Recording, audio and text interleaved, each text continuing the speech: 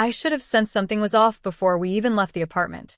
Clara had been getting ready for nearly 3 hours. That wasn't unusual. She always took her time getting ready, but this time felt different. She wasn't just dressing up. She was transforming. Full makeup, heels I hadn't seen in a year, and that deep emerald dress she claimed she'd bought, just in case something important came up. I watched her from the couch as she examined herself in the mirror for the 3rd time. "You look amazing," I said sincerely. "Thanks," she murmured, distracted, adjusting her earring. No eye contact, no smile, just thanks. She had been at her firm for over a year, and tonight was the company's 15th anniversary gala on a rooftop downtown. Big names, clients flying in, an open bar, a jazz band. It was her world. I was just along for the ride. In the elevator down to the garage, I reached for her hand. She let me hold it, but her grip was loose.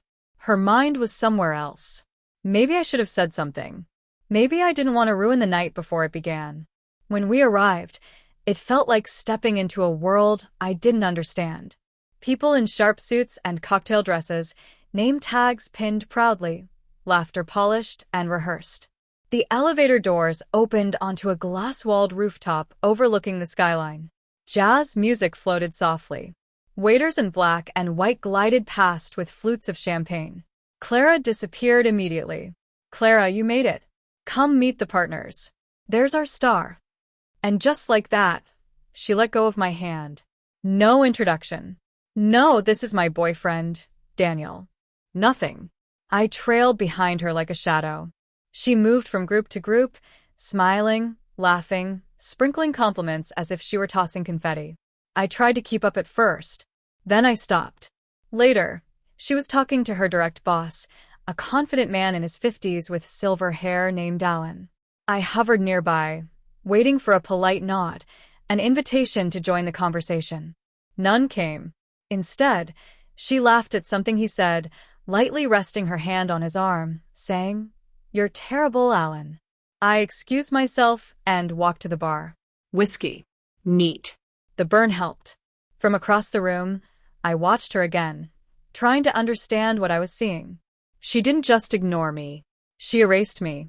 After an hour and 20 minutes, she had barely spoken to me. No one had asked who I was. I might as well have been invisible. Then it happened, the worst moment of the night. A younger man, maybe in his late 20s, confident and attractive, approached her. He leaned in too close. She laughed in that same way she used to laugh with me, when we shared private jokes in bed. Her hand touched his shoulder. He whispered something, and she tilted her head, smiling. I didn't need to hear the words. I knew everything. I waited 5 more minutes. Still no glance in my direction. So I stood, buttoned my jacket, looked at her one last time, and left. No drama, no confrontation. Just quiet steps, a cold elevator ride, and then the stairs, each step echoing like a drumbeat in my chest. I didn't answer her calls that night. I didn't respond to the messages piling up the next morning. I ended up at my friend Nate's place, where no questions were asked, just an open guest room and a quiet place to crash. Back at the apartment, I knew she'd eventually discover the ring. I hadn't planned to propose that night, but I was close. It had been in the sock drawer for a week, waiting for the right moment. Turns out, I had been waiting for the wrong woman. 3 days later, she appeared. Tired, hair pulled back, no makeup. Clara, the woman I loved. She sat across from me and whispered, "I didn't mean to make you feel like you didn't matter." I nodded. I said nothing. I got caught up, it was work. Alan was there, clients. I looked at her. "You didn't ignore me, Clara. You erased me. There's a difference." She cried. I didn't. We didn't break up that night, not officially, but something inside me cracked. Something quiet, deep, irreversible. She brings that night up occasionally, swearing she didn't realize how it looked, how it felt.